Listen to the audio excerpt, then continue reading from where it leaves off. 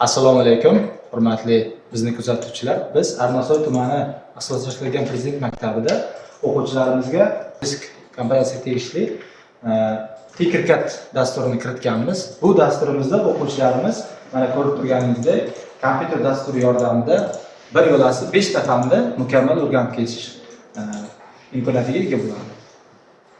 Xususan bu o'quvchilarimizda bu dastur yordamida ingliz tili, matematika, informatika, robototexnika, fizika fanlarini mukammal o'rganib ketishi mumkin.